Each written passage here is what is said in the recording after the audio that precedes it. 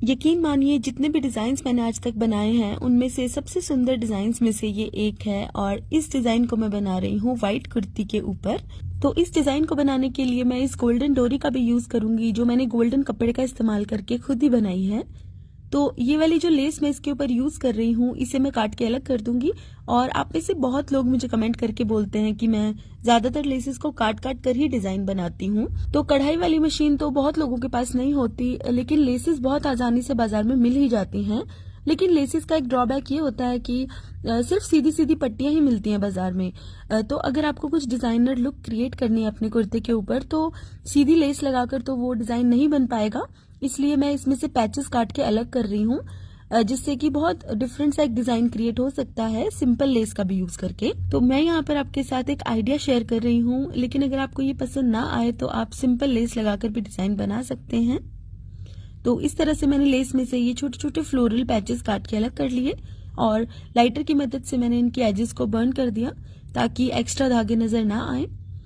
अब मैंने कपड़े की एक पट्टी ली है और इस डोरी के मैं छोटे छोटे से पीसेस काट लूंगी। तकरीबन 2.5 इंच के पीसेस मैंने काटे हैं यहाँ पर। अब व्हाइट फैब्रिक की 2 इंच चौड़ी ये पट्टी मैंने ली है और इसके एक किनारे पर हम डोरी को इस तरीके से लूप बनाकर स्टिच करेंगे।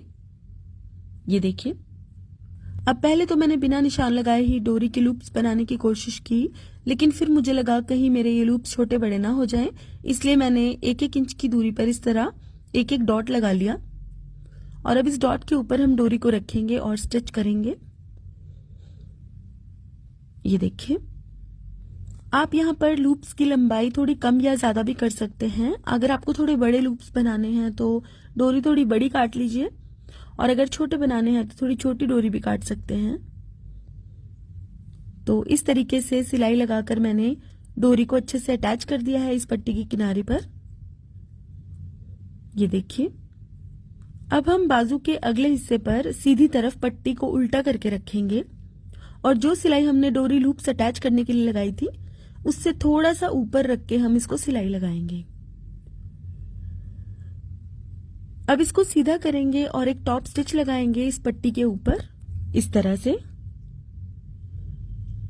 टॉप स्टिच लगाने के बाद इस पट्टी की इस किनारी को हम इस तरह फोल्ड करेंगे और एक सिलाई लगाएंगे।